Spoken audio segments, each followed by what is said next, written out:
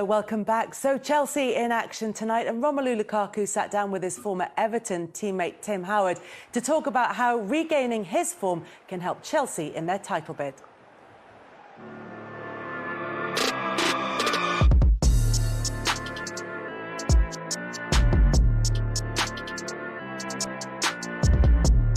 Big Rom, let's go. Let's go, bro. You're looking well. Let's jump right in. Your last appearance for Chelsea was 2013. You had 8 years away. When you come back full circle now, coming back to Stamford Bridge, what were the key factors that led you back? Obviously, I think trying to win the Premier League was something that was on my mind. I mean, you know me, like that's been my goal since the youngest age. That, you know, the fact that, you know, when we were at Everton together that we didn't win bothered me like as well, because then I went to Manchester United and there we didn't win as well. I went to Italy and yeah, there I won. So like I was telling myself like that it still was inside of me that, you know what, like I want to win in England. You were on loan at West Bromwich, you were on loan at Everton, and then at a certain point you said, okay, Chelsea's in the rearview mirror now, I've got to move forward, and you signed permanently with Everton, which is our biggest ever signing in our history. How was that period for your overall growth? Me and Jose Mourinho, we always had like that honest relationship, but it was like, you know, it could be love, but then sometimes very confrontational. But I liked it, you know, because at the end of the day, you tell each other the truth. So I remember Diogo Costa signing for Chelsea after he was killing it at Atletico. So I was like, well, here we go. Yeah. Like, I don't want to play second fiddle like that, you know, I need to play. So then, you know, Martinez and Bill Kenwright, you know, the chairman, like they made the effort to get me at Everton, and that's where I was like, you know what, I'm a young player. Everton, you know, has the reputation of, you know, giving young players an opportunity if they do well. From my progression as a young kid at the time, it was the best. It was the best thing to do. You talked about Roberto Martinez there and Jose Mourinho. You're playing for another brilliant manager, and I feel like Thomas Tuchel hasn't done a lot of things wrong. Since he's come in, he's like the puppet master. What's been the secret to his success? Because we see it on the outside. I think he adapts really quick. If you don't have character, it's difficult. Yes. You know, also like now that like the younger players now, they have more personality than, you know, me and Ross had back in the day. You know, we were like outspoken but very quiet at the same time. Maybe you, when you started, young guys didn't have anything to say, you know, and now times are changing where, you know, younger guys, they'll come in, but they have a personality and they know what they want to do.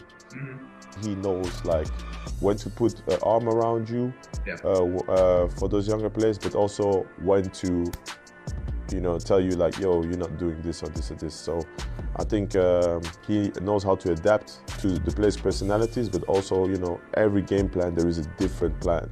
You're competing for the Premier League title. You're in the knockout stages of the Champions League. It's not going to be monumental steps. It's going to be one little thing. What's the one thing as a team that you guys talk about and think, if we can do this, this will put us over the edge? Resilience, Tim. Resilience. Because, you know, when we play against those tough physical opponents, like I remember the game at West Ham recently, where we were not as resilient. Burnley at home, you know, physical opponent, draw again. Watford, we won, but it was a battle, you know. So I think if we add that resilience to our game, yeah, bro, like we can fight until the end for sure. Every game is a final because the other teams are chasing. And that's what happened to us. We didn't win a couple of games, boom, boom. We went from first to third, like that. Now we have to make sure that we don't lose and then wait for that moment until they drop points. But then also, like, when we have like the direct game against each other, we have to make sure we win. Ron, listen, I appreciate your time. I miss you. You and I'll talk. I miss you too, bro. But thanks for your time and insight. I appreciate you. Thank you very much, brother. Love, always. And we appreciate them both. Yeah. Is Lukaku being appreciated enough at Chelsea? Are they using him in the right way? Are they helping him to get back to peak form? No, I think that what they brought him back for, you know, I think he was very much on track until the injury came along. Because like I tipped Chelsea at the start simply because they they brought him in. It's not quite happened at the moment simply because he's not scored as many goals because of the injuries. He's coming back in now. You're looking at the team and Mason Mount, 6, Jorginho, 6 penalties. Then you've got Reece James. You can't have wing-backs, penalty takers as top goal scorers in your team if you've got aspirations. So, of course, you know, with Lukaku there, coming back in, he needs to get himself back in and Chelsea do what they were doing, what I saw them do at the start of the season, what I saw them do at Arsenal, to be honest. They need to start playing like they were playing like that again because they're very much way up there in respect of winning the league. But it's not going to happen unless Lukaku can get that form back and Werner as well can kick himself in and start scoring and finishing off chances. But they're not a million miles away. So I think the only thing they're away is Lukaku getting back in and starting to score again. Yeah, because the idea was that Lukaku would come in and score the goals, which would take the pressure off Werner, who could have a more sort of supplementary role, if you like, rather than being the main goal scorer for Chelsea. Can continue to miss without people really worrying about it. That was what I was trying to say in a nice way. Yeah. But he could create. He could have a more creative role. He's still got a massive role to play at Chelsea, Timo Werner, without a shadow of a doubt. I mean, look, 11 appearances, 3 goals from Romelu Lukaku. He had such a blistering start to the season. It felt like he was going to just cruise through this season. Obviously, he's had injury problems. What do you think is going on with him? I think looking at him, he came back on against West Ham. It didn't look the same player to me as when he went out before he was injured. I don't know whether he's put a bit of weight on. He looked cumbersome. He didn't want to make movement. So he's got to get back on the horse again. He's got to start, making good movement. He's got to get fitter. I don't know how hard they've worked. And they've had so many games back to back. You sometimes leave him with the fitness coach, but I think the manager sometimes has to really spend time with him to get him back, because he's got a big part to play for Chelsea to get back to where they were. I believe they will, because they've got such depth. City and Chelsea probably got more depth than maybe Liverpool as well. But those 3 standout teams, what they have got is a depth to their squad, quality. When one player's out, 17 different players have scored for Chelsea. Yes, of course, you don't want a penalty taker, as Ian says, or a wing-back as your top goal scorer. So Lukaku's got a lot to do. And this is the moment for Lukaku. We all thought when he came to the club, this was going to be a big difference. And we all thought that. And he started well. But actually, it's a long old season. Things happen. He's had to come out because of this injury. Now, not the pressure, but the expectation within the camp is on him now, and he's got to produce. Yeah, because, look, Chelsea could potentially go to within 2 points of Manchester City at the top of the table tonight. It's not like they've dropped out of this race by any stretch of the imagination. But in order to go and chase down the title between now and May, do they need Lukaku to be scoring at the rate that maybe we expected he would be? Yeah, they do. I mean, they've not been short of goals while he's been out. No. And I think the interesting thing about him is that at the start of the season, Thomas Tuchel was talking about his impact on other players in terms of their creativity, but they've been very fluid without him in the side. The interchange of their front threes have been quite impressive to watch, and their slip-ups in the last couple of weeks have more been defensively rather than offensively. They haven't had enough protection for the back 4. They've missed N'Golo Kante. Yeah. I don't think they concede that goal against Man United if N'Golo Kante's playing, because he's got the energy to recover that ball. But certainly, I think as far as Lukaku's concerned, I agree. I think that if he's playing, then he puts them more on the front foot. He gives opposition teams more to worry about at the other end of the pitch. Without him, I think they see that they've got an opportunity maybe to take Chelsea down. And Chelsea in this moment are wobbling a little bit. They've got to make sure that they can put that right tonight. Yeah, so how important is that game tonight in terms of their title charge, because of as Darren was saying, about keeping momentum as much as anything, isn't it? It's must win when you're in that top 3, because you, like Lukaku said, if he actually said it, you have a couple of games where you don't quite get the results and bam, you're third. And what happens is that if you continue to draw while other teams are winning, you look at Liverpool and City and you think, well, when will they lose? It's going to have to be something drastic for them to lose. You don't know when they're going to lose. You, as the team in third, Chelsea, you have to win. It's not like a we could draw, because then what you do is, if you don't win, you're hoping that they'll win. You can't look at City and Liverpool and think they're going to lose. You have to think, well, they'll beat them, so we have to win tonight. It's a must-win game for Chelsea. Does it feel like a game that's, particularly because of the point of the season it comes at for Chelsea, that they have to take all 3 points? They've got to, yeah, they have. You can't hand your opponents, those 3 points. If they were to lose or draw, they drew at home to Burnley, and they could have battered Burnley, but they didn't. They didn't take their chances, and they lost points.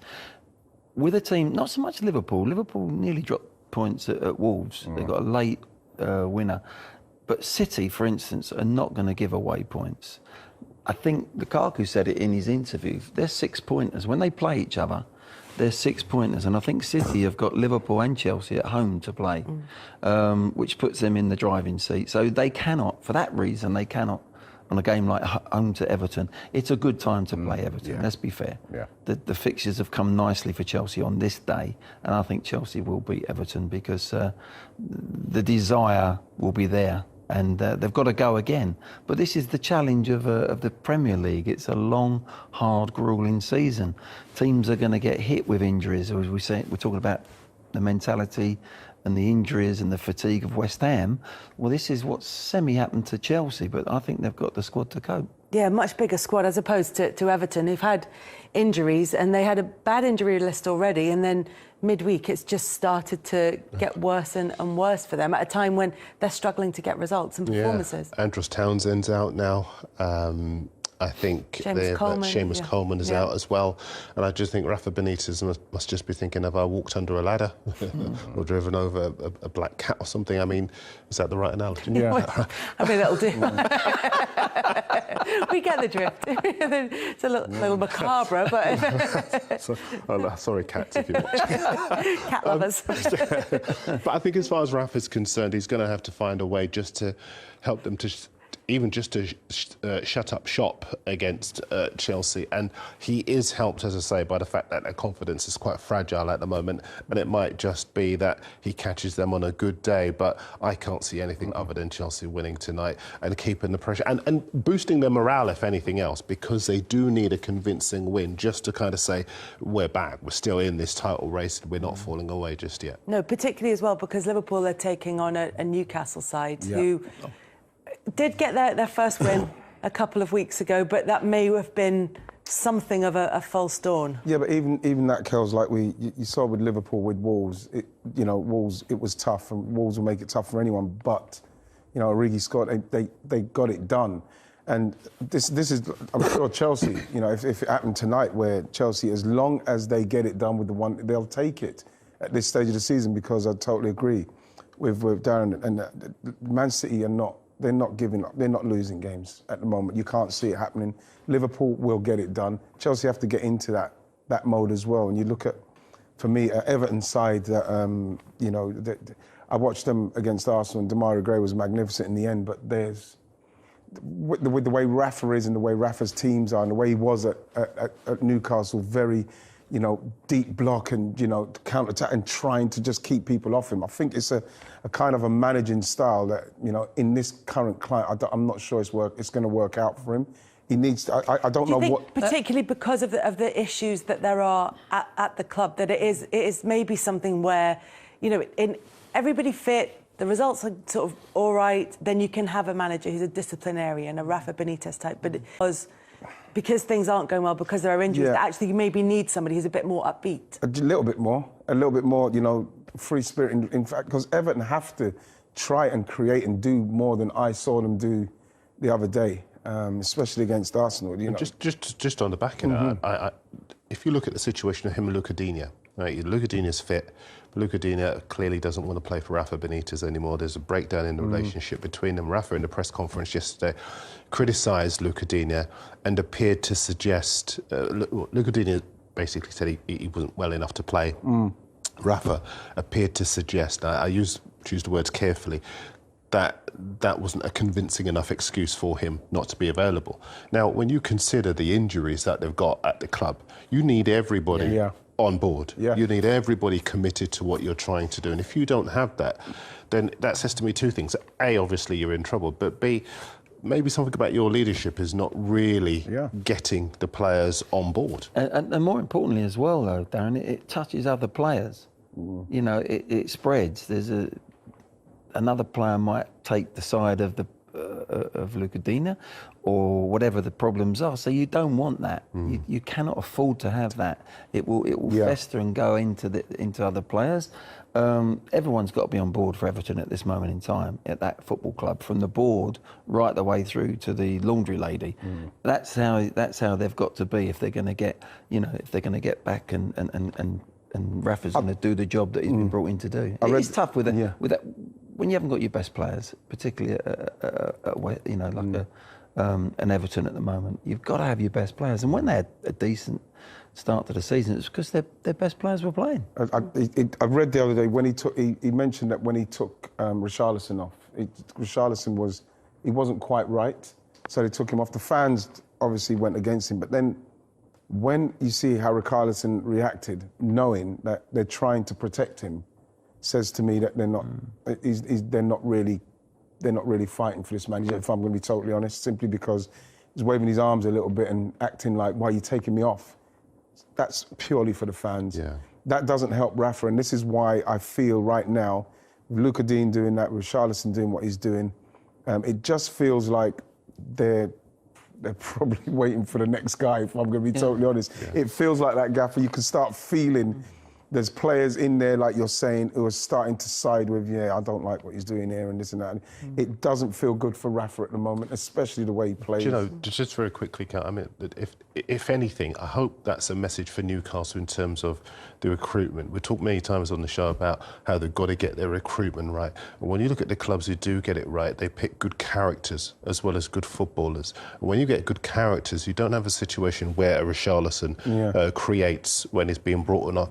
He sees the bigger picture. You don't get Lukaku waving the white flag if that is the case. We don't know that to be the case, but if Rafa Benitez's words are correct, what you do get is everybody pulling in the same direction, like a Xherdan Shaqiri at Liverpool, like a Jared Bowen at West Ham. Everybody's pulling in the same direction, no matter how many minutes or how few minutes they get. And at Everton, they don't have that. No. And that's why, if Rafa does stay, I think he's already started with a little bit of a review of the backroom staff, but they're going to have a root and branch review of the squad and get characters in who are committed to what they're trying to do. So we're talking about tonight potentially is significant in the title race, with Everton up for Chelsea, Newcastle up for Liverpool. Actually, this could be the club that this could be most significant for tonight is Everton. Well, without a doubt, and it's ironic that Rondon goes on for Richarlison and scores. So the manager did something right. And if I'm right, I might be wrong saying this, but have I read Richarlison's out for a few weeks with the injury? Rafa said after the game he'd been brought off for an injury. To try and protect him. So, which makes the reaction of Richarlison ridiculous. Stranger. Makes it even more magnified. Well, that's what I'm saying, Gavin. More negative. That's him doing something to bring heat on his manager. So, like what Darren's saying, that there's the disharmony is in there. So unless something drastic happens, there's no way Chelsea loses today, simply because of the mindset of the Everton players at the moment. If Everton lose, which I think they will, if it's 1-0 and they're fighting for their manager, fighting for themselves, fighting for their club, that's a bonus for Everton. All right, it's a silly thing to say in many ways, because you might get a point, they might get a win. Of course, it's a game of football, anything can happen. But if they did lose the game, fighting 1-0, if they get battered 4 or 5, that is a major concern for the manager and the club.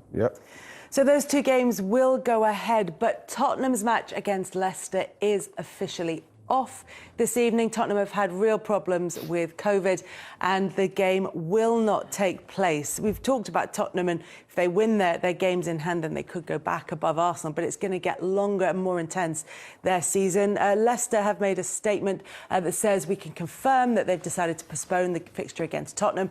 It was taken with guidance from medical advisors after the club resubmitted its application for postponement after confirmation this morning of further positive tests for COVID-19 within the first team squad." Leicester and Brendan Rodgers have spoken about this before. As a result, the club has an insufficient number of first team players